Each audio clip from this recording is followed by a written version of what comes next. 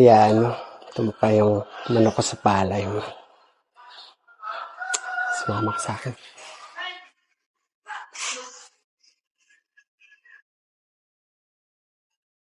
Baka na bang tukayin ko yung palay mo?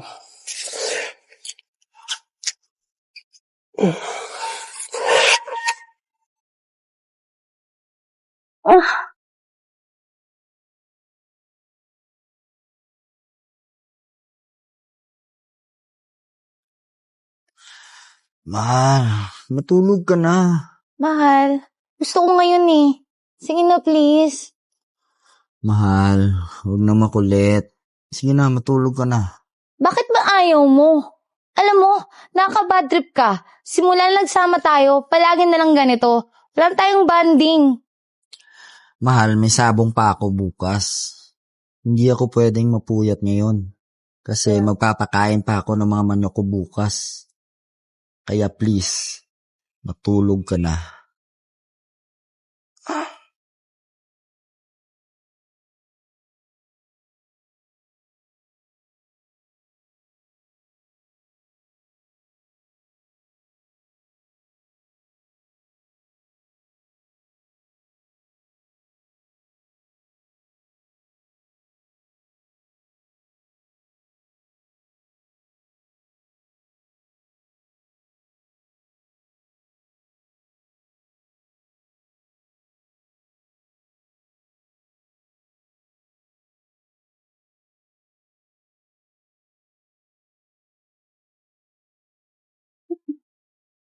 Mabuti naman nandito ka na. May pera ka ba dyan? Wala tayong bigas at pagkain eh. Wala. Natalo ako sa sabong.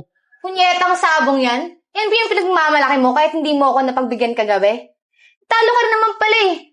Buti pa itigil mo na lang yan. Pwede ba diyang? Tigilan mo nga ako? Libangan ko to eh. Eh wala na nga tayong makain eh. Ikaw, hindi rin kita makain. Pero sa pagsasabong andyan. Inatalo nga eh. Hindi ka ba nakakaintindi?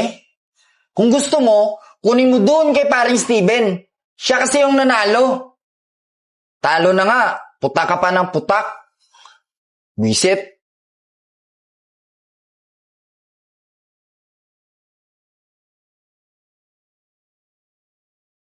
Steven? Pare? Oh, pare, pasok ka. Napadalaw na magandang dilag dito sa bahay ko Sorry ah. Busy ka ba? Walang problema yon. Basta ikaw. Sige, ano yan? Tungo kasi to sa asawa ko. Sabi kasi niya, ikaw din yung nanalo sa sabong. Kung pwede sanang hilamin ko yung perang natalo niya. Walang-wala talaga kasi kami ngayon eh. Promise, ibabalik ko agad kapag nakadalayan siya na yung asawa ko. Kahit wag mo nang ibalik eh. Basta ba, ibigay mo lang yung gusto ko ngayon. Ano yun? Mare, alam naman na kahit noon pa lang type na kita, di ba?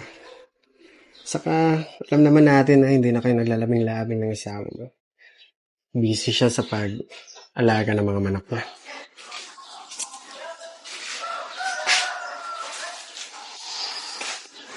Siguro, tuyo na tuyo ka na. Gusto mo binyagan kita. Yan, tumapa yung manok ko sa palay mo. Sumama ka sa akin.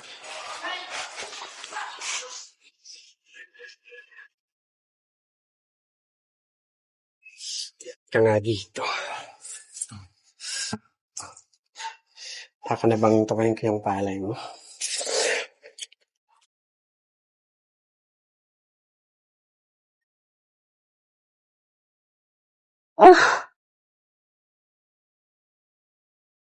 Mahal?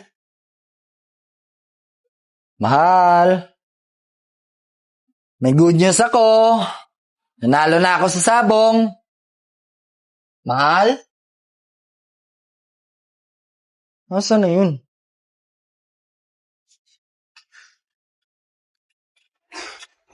Pre? Pre? No. Pre? Pre, nandyan ka ba?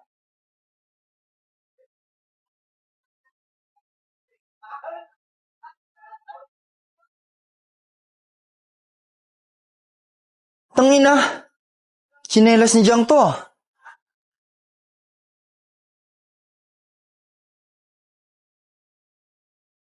Mga walang iya kayo! Hayop ka! Tumigil ka, Jordan! Anong ibig sabihin nito, Jang? Niloko mo ako, Jang. Lahat na ginawa ko para sa'yo. Ito yung igaganti mo sa akin? Bakit? Ano bang ginawa mo bukod sa pag-aalaga mo ng manok? Di ba wala? At saka, ikaw yung nag-utos sa akin pumunta kay paring Steven. Pero hindi yung ibig kong sabihin. Eh di sorry. Akala ko kasi eto eh. May pangangailangan din ako, Jordan, at hindi mo yan mabigay-bigay dahil busy ka sa pagmamanok mo. So ano, ipagpapalit mo ko sa lalaking to? Hindi mo na naman ako masisisi eh. Dahil na-realize ko na hindi ako sasaya sa isang katulad mong irresponsable at puro manok lang ang inaatupag. Pucha naman, Jang. Sige, magsama na kayong dalawa.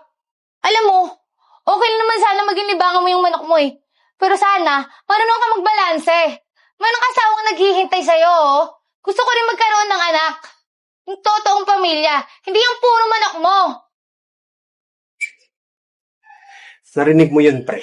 Umalis ka na dito sa bahay ko kung ayaw mong kalakarin kita palabas. Narinig ko! Ano? Alis na! Dahil hindi na ako babalik sa'yo. Magsama kayo! Magsama rin kayo ng manok mo.